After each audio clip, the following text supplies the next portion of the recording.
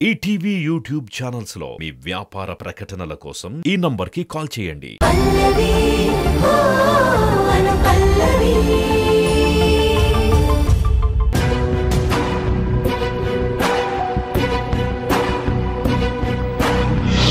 మీరు వెళ్ళి పాపం తీసుకురండి.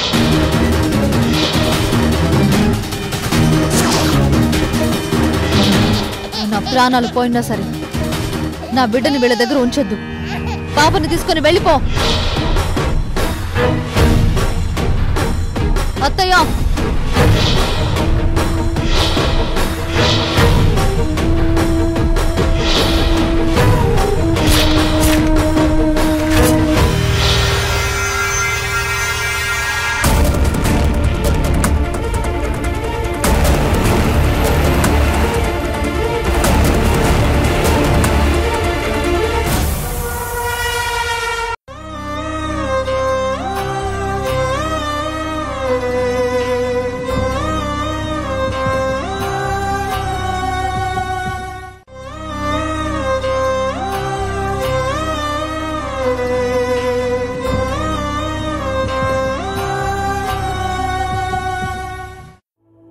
ఏమైందమ్మా?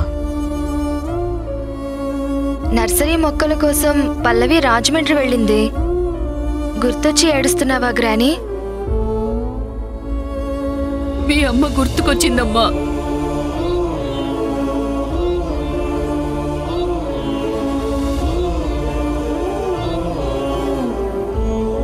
మీ అమ్మకి చుట్టూ శత్రువులే.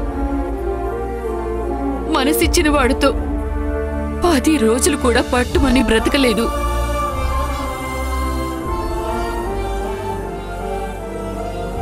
అసలు అమ్మ గురించి మేము అడిగితే ఎప్పుడూ చెప్పలేదు. ఈ రోజు ఏమైంది? అడగకపోయినా చెప్తున్నావు గ్రాని.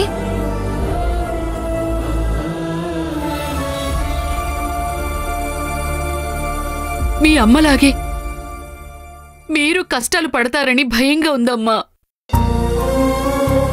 నాకెందుకో నిశ్చితార్థం జరిగినప్పటి నుండి మనసంతా అదోలా ఉంది. ఏం జరుగుతుందో? అమ్మా, ఏం కాదు. పల్లవి అనుషాలు ఎప్పటికీ సంతోషంగానే ఉంటారు. వాళ్ళకి ఎలాంటి కష్టం రాకుండా నేను చూసుకుంటాను. ఈ మావయ్య ప్రాణాలతో ఉన్నంత వరకు వాళ్ళిద్దరికీ ఎలాంటి కష్టం రాకుండా చూసుకుంటాను. నువ్వు ఆందోళన పడకుండా ప్రశాంతంగా ఉండు, సరేనా?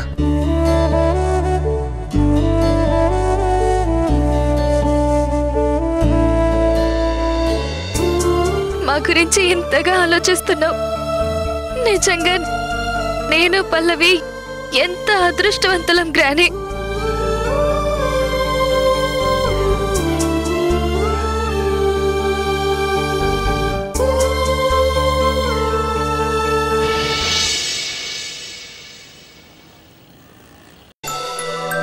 సార్, మన శిల్పా మేడం కి మేనేజర్ గోపి సార్ కి నిశ్చితార్థం జరిగింది. స్వీట్లు తీసుకోండి సార్.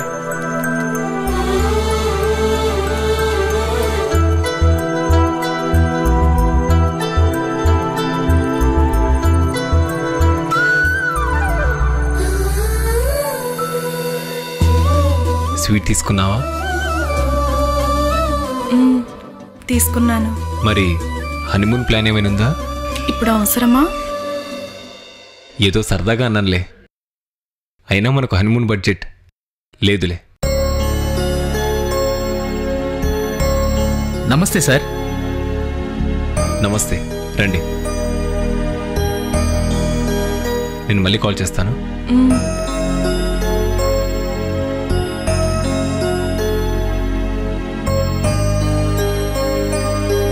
మీ హౌస్లో ఈరోజు శాంక్షన్ అవుతుంది.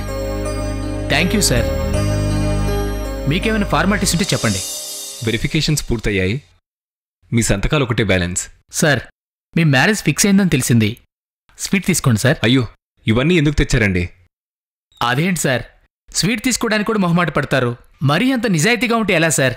తీసుకోండి సార్. Thank you. ఓకే అండి, నేను మళ్ళీ కలుస్తాను. అలాగే అండి. ఓకే అండి.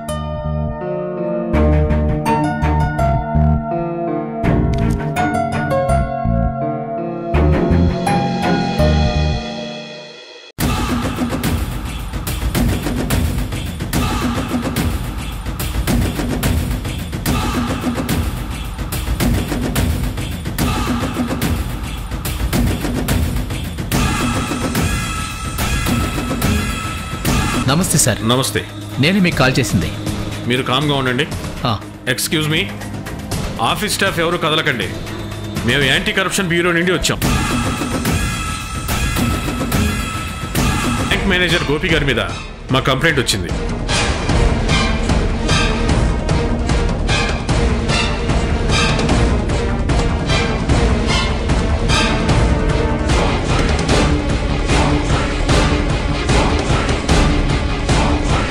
ఆ స్వీట్ బాక్స్ ఇచ్చేయండి.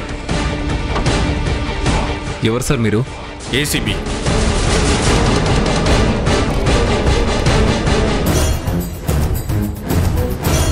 సార్ స్వీట్ బాక్స్లో డబ్బులున్నాయి. హౌస్ లోన్ శాంక్షన్ చేయడానికి మీరు ₹1,00,000 లంచం డిమాండ్ చేశారని మధుసూదన్ గారు మీ మీద కంప్లైంట్ చేశారు. అక్క, ఏమైందక్క టెన్షన్గా ఉన్నావు? అది యాంటీ కరప్షన్ వాళ్ళు రైడ్కి వచ్చారు. ఎవరి మీద?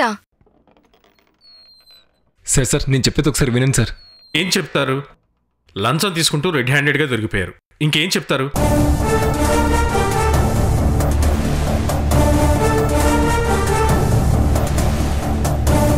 మధుసూదన్, ఏంట్రా నువ్వు చేస్తున్న పని? నేను లంచం అడిగానా? అసలు స్వీట్స్ తీసుకొచ్చిందే నువ్వు, స్వీట్స్ కింద డబ్బులు పెట్టింది నువ్వు. అంటే నన్ను ఇరికించాలనే కావాలనేది అంతే చేస్తున్నావా? దొరికిపోయా కందరిలాగే మాట్లాడతారు. మా మేనేజర్ అలాంటి వ్యక్తి కాదు. చూడమ్మా, మీ ఇద్దరికి నిశ్చితార్థం జరిగిందని, పెళ్లికి హనీమూన్కి కలిపి ₹1,00,000 ఖర్చు అవుతాయని నన్ను డిమాండ్ చేశాడు. మిస్టర్ మధుసూదన్, పచ్చబోదాలు ఆడుతున్నావు. సార్ నేను ఎలాంటి డిమాండ్ చేయలేదు, నన్ను నమ్మండి సార్ ప్లీజ్. సార్, మీరు లంచం డిమాండ్ చేశారని మధుసూదన్ గారు మాకు ముందే ఇన్ఫర్మేషన్ ఇచ్చారు.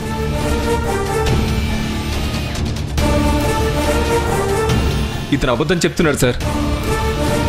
సార్, మా మావయ్య అలాంటి వ్యక్తి కాదు, చాలా నిజాయితీపరుడు. ఈయన్ని కావాలనే ఎవరో ఇరికిస్తున్నారు. మాలాంటి మిడిల్ క్లాస్ వాళ్ళ దగ్గర జలగల రక్తం తాగి ఇలాంటి వాళ్ళని వదలకండి సార్. రేయ్, ఎంత దారుణంగా మాట్లాడుతున్నావురా? మావయ్య వద్దు.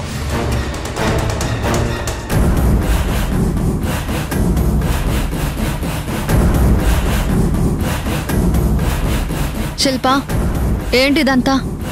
బ్యాంకులో అసలు ఏం జరుగుతుంది?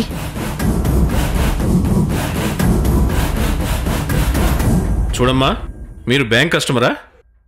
ప్రస్తుతానికి బ్యాంక్ సేవలు తాత్కాలికంగా క్లోజ్ అయ్యాయి. సార్, నాకు మేనేజర్ గోపి గారు తెలుసు. ప్లీజ్ 2 మాటలు అతనితో మాట్లాడొచ్చా? ఏమైందండి గోపి గారు? నేను లంచం తీసుకున్నానని కస్టడీలోకి తీసుకుంటున్నారు. ఓ మై గాడ్, మీరు లంచం తీసుకున్నారా? చచ్చా, నేను అలాంటి పని చచ్చినా చేయను. కావాలని ఈ విధవ నన్ను ఇరికిస్తున్నాడు. ఏ మిస్టర్, మర్యాదగా మాట్లాడు. నేను సర్వెంట్ని కాదు, కస్టమర్ని, గుర్తుపెట్టుకో. నీకేంట్రా మర్యాద ఇచ్చేది? మావయ్య, సార్, నేను మేఘనా గ్రూప్ ఆఫ్ ఇండస్ట్రీస్కి చైర్పర్సన్ని. గోపి గారు నాకు బాగా తెలుసు. అతను అలాంటి మనిషి కాదు. చూడండి, మీరు ఎంత పెద్దవారైనా మాకు అనవసరం. మధ్యలో మీరు తలదూర్చకండి.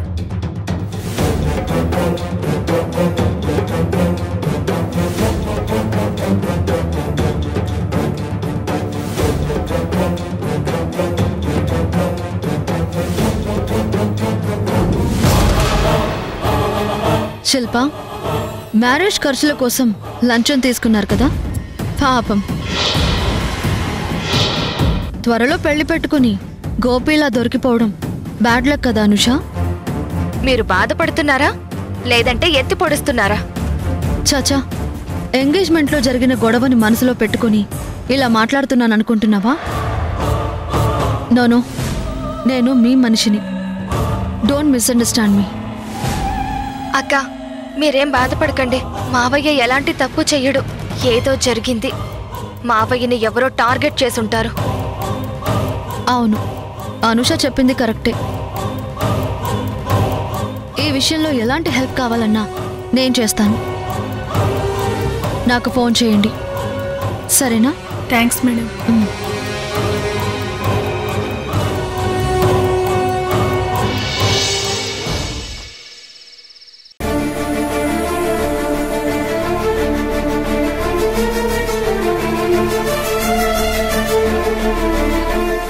నువ్వెందుకమ్మా ఏడవడం? సంతోషపడు. పెళ్లికి ముందే ఆ అబ్బాయి ఎలాంటి వాడో తెలిసింది కదా. ఏదో పెళ్లి ఖర్చులకు ఆశపడి తీసుకుని ఉంటాడులేండి. మీరు మరీ సీరియస్గా తీసుకోకండి. నోర్మోయ్, లంచం తీసుకోవడం తప్పు కదా అన్నట్టు మాట్లాడుతున్నావు. అంటే నా ఉద్దేశం, చాలా మంది అనుకుంటున్నారు ఆ అబ్బాయి అలాంటివాడు కాదని. మన అమ్మాయి కూడా చెప్తుంది కదా. అవును డాడీ, తనెప్పుడూ లంచం తీసుకోలేదు. అయినా అలాంటి మనిషి కాదు. అంటే ఒక్కసారి లంచం తీసుకుంటే తప్పు కాదా? ఒక్కసారి తీసుకున్నా 100 సార్లు తీసుకున్నా తప్పు తప్పే. అలాంటి వాడిని అల్లుడుగా చేసుకునే ప్రసక్తే లేదు. అయితే ఇప్పుడు ఏమంటారు? సంబంధం క్యాన్సిల్ చేస్తాను. డాడీ, కొంచెం పేషెన్సీగా ఆలోచించండి. అసలు ఏం జరిగిందో క్లారిటీగా తెలుసుకోవాలి కదా. ఇప్పటికే 10 మంది ఫోన్ చేశారు. రేపు పేపర్లో వస్తే పరువు పోతుంది. ఏమోనండి, మీ ఇష్టం. చూడమ్మా, నేను చెప్పేది తలతిక్కగానో మూర్ఖంగానో అనిపించవచ్చు. ఒక తాగుబోతుని అల్లుడుగానైనా భరిస్తాను, కానీ ఒక లంచగొండి అల్లుడిని మాత్రం భరించలేను. ఆ తర్వాత నీ ఇష్టం.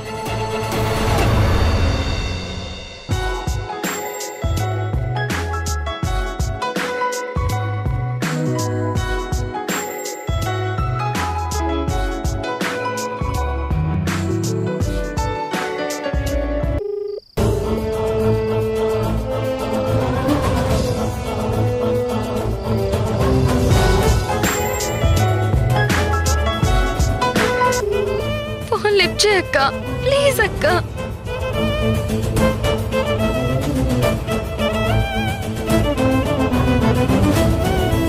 మావయ్య గురించి కేర్ తీసుకోవడానికి శిల్ప కానీ ఫ్యామిలీ కానీ ఇంట్రెస్ట్ చూపించడం లేదా? అంటే అవాయిడ్ చేస్తున్నారా? మావయ్య తప్పు చేశారని శిల్ప ఫ్యామిలీ నమ్ముతోందా? ఈ విషయం గ్రానీకి చెప్తే భయపడుతుంది. ఈలోపు మావయ్యని బయటికి తీసుకురావడానికి ఏం చెయ్యాలో నాకేం అర్థం కావడం లేదు. సమయానికి పల్లవి కూడా ఫోన్ స్విచ్ ఆఫ్ చేసి పెట్టింది.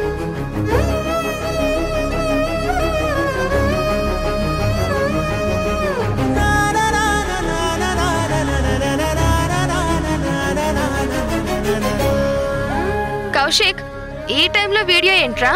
ఏం చేయను, నాన్న ఇంకా రాలేదు. నా హోంవర్క్ చేయాలి. నాకు ఈరోజు గిఫ్ట్ తెస్తానన్నాడు. వెయిటింగ్ అను. నాన్నకు ఒకసారి ఫోన్ చేయను, నేను అర్జెంటుగా మాట్లాడాలి. నాన్నతో మాట్లాడుతూ ఉండగా ఫోన్ స్విచ్ ఆఫ్ అయింది కౌశిక్. వచ్చేటప్పుడు గిఫ్ట్ తెస్తానని నీతో చెప్పమన్నాడు.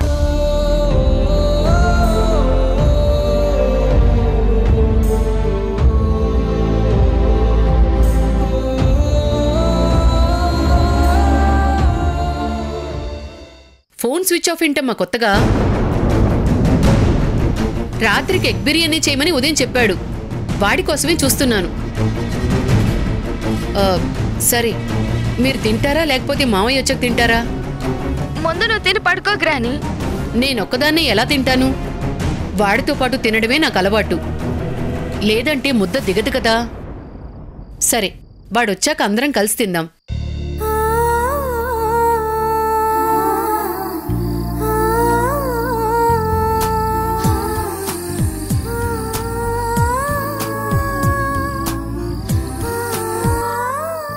కార్తీక్, ఎక్కడున్నావు?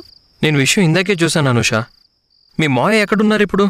కార్తీక్, మావయ్యని యాంటీ కరప్షన్ వాళ్ళు ఎక్కడికి తీసుకెళ్లారో ఎవ్వరికీ చెప్పడం లేదు. నాకెందుకో భయంగా ఉంది. నాకు తెలిసిన లాయర్ ఒకరు ఉన్నారు. ఇన్ఫర్మేషన్ కనుక్కోమని ఫోన్ చేయనా? అలాగే కార్తీక్, కానీ ఇంట్లో గ్రానీకి నిజం చెప్పలేదు. చెప్తే ఆవిడకి ఏమవుతుందోనని భయంగా ఉంది కార్తీక్. వేరే ఫోన్లో నుంచి ఫోన్ చేసి రేపు మార్నింగ్ వస్తానని చెప్పారని కవర్ చేయ అనుష. గుడ్ ఐడియా, అలాగే చెప్తాను. మళ్ళీ చేస్తాను. ఏంటి గుడ్ ఐడియా అంటున్నావు?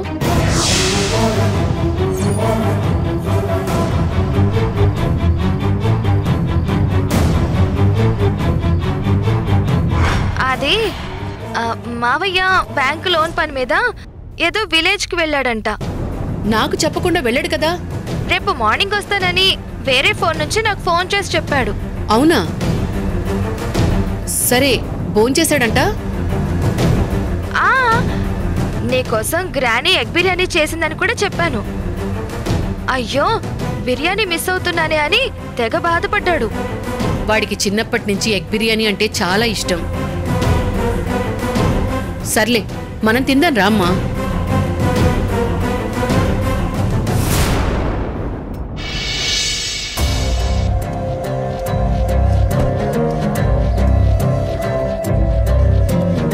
శిల్ప, నువ్వు లోపలికి వెళ్ళు.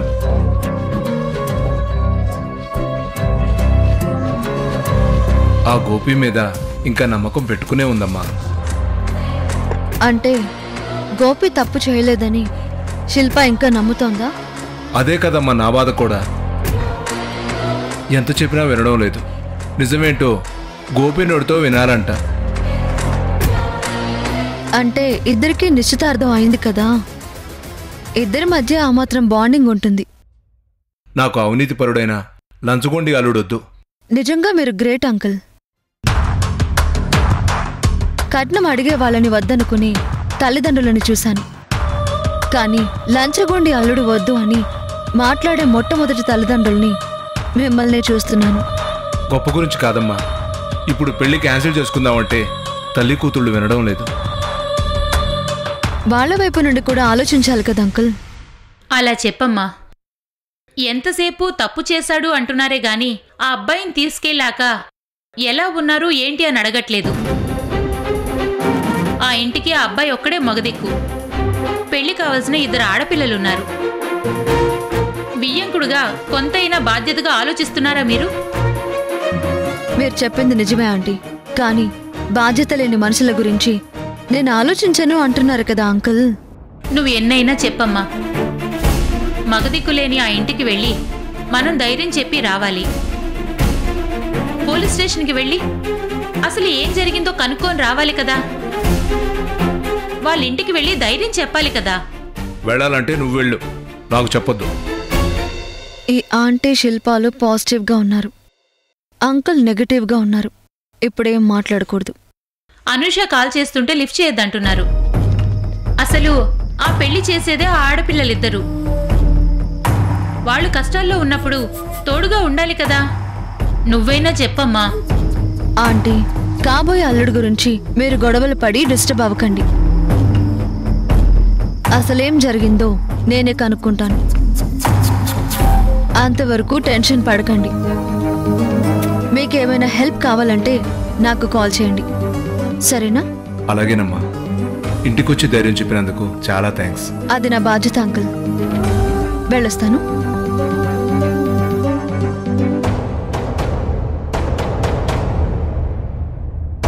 చూసావా మేఘన గారు ఎంత మంచి మనిషో. పాపం ఇంటికొచ్చి ధైర్యం చెప్పి వెడుతుంది. అబ్బాయిని ఎలాగోలా కాపాడమని మేఘనా గారికి రిక్వెస్ట్ చేసుకొని ఉండుంటే బాగుండేది. నేను ఎవరినైనా సహిస్తాను కానీ లంచగొండి అల్లుడిని మాత్రం సహించను.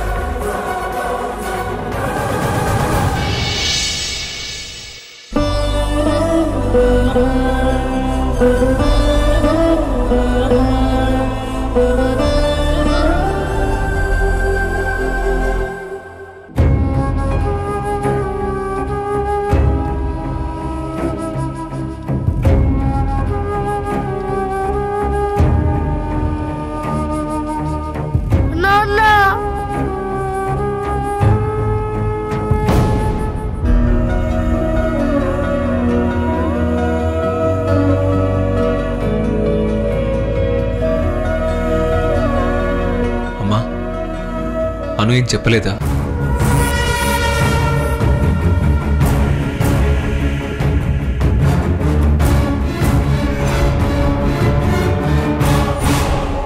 ఇల్లు మొత్తం చెక్ చేయండి. Yes sir. అయ్యో,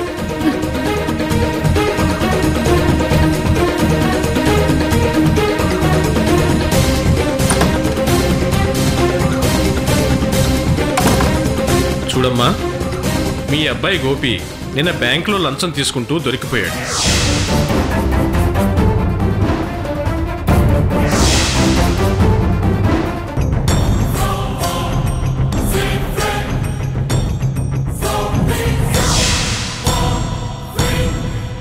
ఈ డబ్బంతా ఎక్కడి నుంచి వచ్చింది? నువ్వు లంచాలు తీసుకుంటున్నావని కన్ఫర్మ్ అయింది. ఈటీవీ విన్ యాప్ రోజుకి కేవలం రూపాయి మాత్రమే. ఇప్పుడే ఈటీవీ విన్ యాప్ డౌన్లోడ్ చేసి సబ్స్క్రైబ్ చేయండి.